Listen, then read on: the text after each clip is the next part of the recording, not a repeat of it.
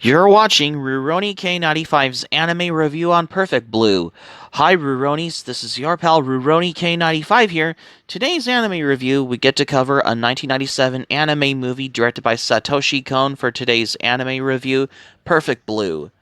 Perfect Blue is a 1997 Japanese anime psychological thriller film directed by Satoshi Kon and written by Sadayuki Murai, and it's based on the novel Perfect Blue Complete Metamorphosis by Yoshizaku Takeuchi as well. The film follows Mima Kuroge, a member of the Japanese idol group who retires from music to pursue an acting career as she becomes a victim of stalking. Gruesome murders begin to occur, and Mima starts to lose her grip on reality. Like much of Cohn's later work, such as Paprika, the film deals with the blurring of the lines between fantasy and reality in contemporary Japan. Mima Kuroge, let's review. Mima Kuroge, a member of a mildly successful J-pop group called Cham, decides to leave the group to become a full-time actress. She is joined by her longtime manager and former pop idol Rumi Hidaka and her agent Toto Koro. Mima's first job is a minor role in a television detective drama called Double Bind. Some of her fans are upset by her change in career and persona from a squeaky clean and innocent teen girl, including a terrifying looking male stalker who goes by the alias Mania. Mima receives anonymous FAQ calling her a traitor, and even a letter bomb that injures Tadokoro. Following directions from a fan letter, Mima discovers a website called Mima's Room containing a public diary entries written from her perspective, in which accurately discuss her daily life and thoughts in intimidate and exacting detail. Mima confides in Rumi about the site, but it is advised and to ignore it as well. What you see in the movie Perfect Blue. Tadokura lobbies the producers of Double Bind and succeeds in securing larger point. However, this involves her character being raped in a strip club. Ryumi is distressed by the scene and warns Mima that it will irreversibly change her public image, but Mima accepts the role despite her own misgivings. But it is apparent that Mima tries her best and is treated professionally through the atmosphere, and experiencing the filming of the rape scene is traumatic between the ongoing stresses of double bind, including in her lingering regret over leaving Cham, her paranoia of being stalked, and increasing obsession with Mima's room. Mima begins to suffer psychosis in particular, struggling to distinguish her real life from her work in show business. Several people who had been involved in the so-called tarnishing of Mima's reputation are murdered. Mima finds evidence which makes her appear to be the prime suspect, and her mental instability makes her own doubt her own memories and innocence. Mima manages to finish shooting Double Bind, the final scene of which reveals that her character killed and assumedly the identity of her beloved sister due to a trauma-induced dissociative identity disorder. After the rest of the filming staff have left the studio, Mania attempts to kill her under emailed instructions from the real Mima to eliminate the imposture. A person who is the real person can kill the imposter, like someone who is impersonating somebody.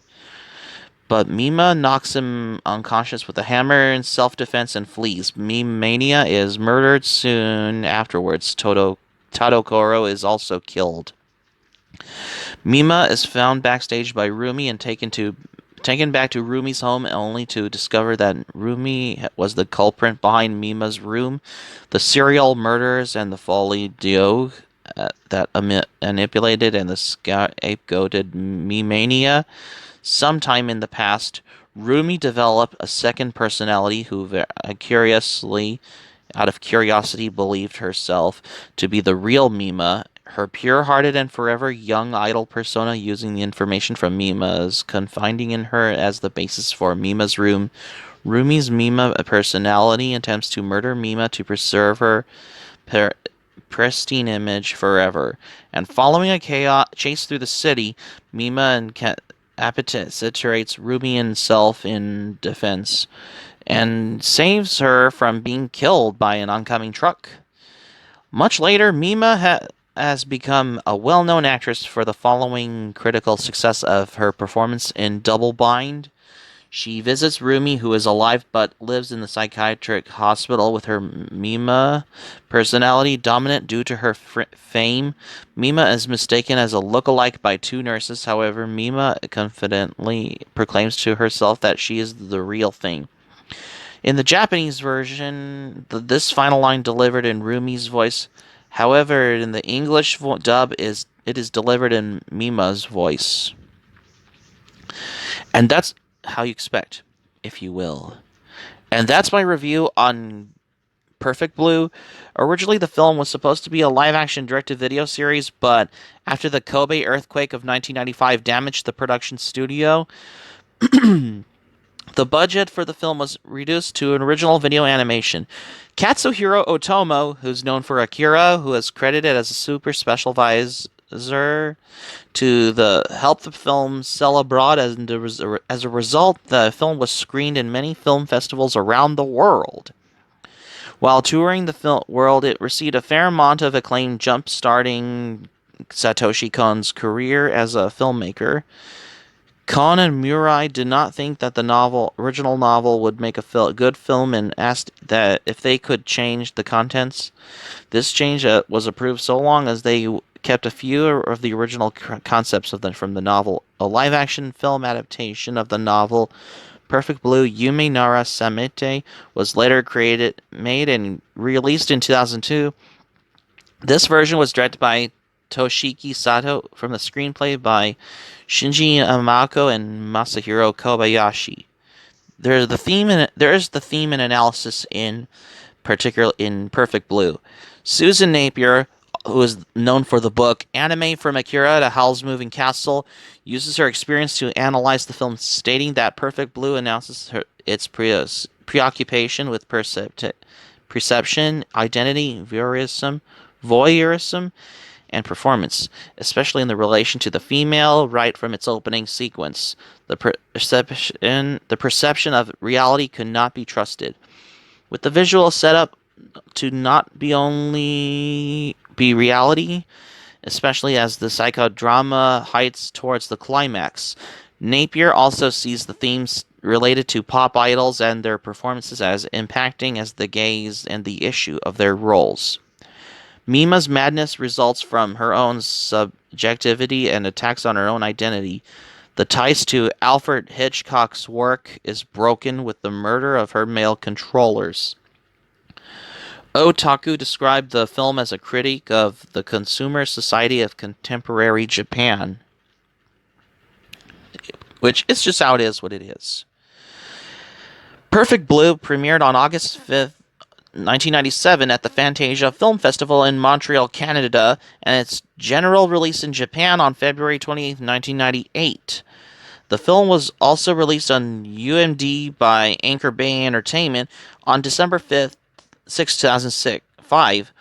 It is featured the film in widescreen, leaving the film kept within black bars on the PSP's 1916:9 screen. This release contains no special features and only the English audio track. The film was released on Blu-ray and DVD in Region B by Anime Limited in 2013. Speaking of Sci-Fi Channel, in the United States, of how you expect for an anime like Perfect Blue, as in the U.S., Perfect Blue aired on the Encore cable television network and was featured by the Sci-Fi Channel on December 10th, 2007 as part of its Annie Monday block.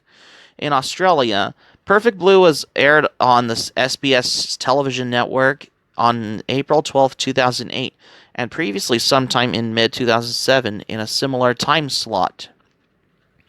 The film had a theatrical re-release in the United States by G-Kids on September 6th all the way to the 10th in 2018, with both English dub and subtitled screenings of how you expect for an anime movie getting a re-release as well. Yeah. G Kids and Shout Factory released the film on Blu-ray in North America on March 26, 2019.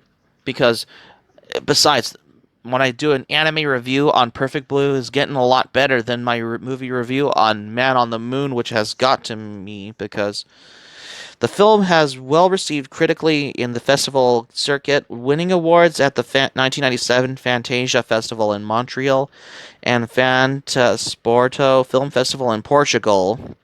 The critical response in the United States upon its theatrical release was also positive.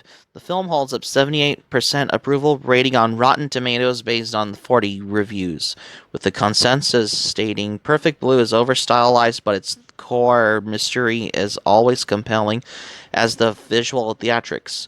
Time included the film on its top 5 anime film list. Total film ranking ranked Perfect Blue 25th on their list of greatest animated films, in between other animated movies in general.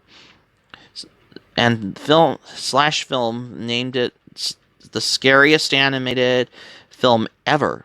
It is also the list for Entertainment Weekly's best movies never seen from 1991 and 2011. Dennis Harvey of Variety wrote, while the film ultimately disappoints with its just milding attention and underdeveloped scenario, it still holds attention, trying something different for the genre. Horai Beauty of slash film called Perfect Blue, a deeply violent, both physically and emotionally, writing that this is a film that will leave you profound with psychological scars and the feeling of that you want to take a long, long shower.